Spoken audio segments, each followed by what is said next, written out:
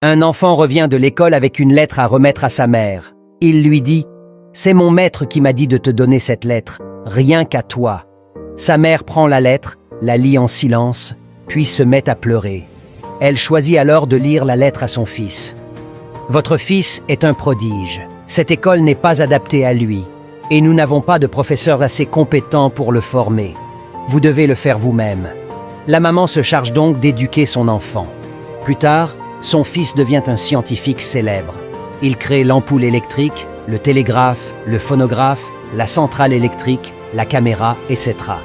Après la mort de sa tendre mère, il fouille dans les vieilles affaires de famille et découvre une lettre pliée dans une boîte. C'est la lettre qu'il avait remise à sa mère quand il était enfant, de la part de son maître.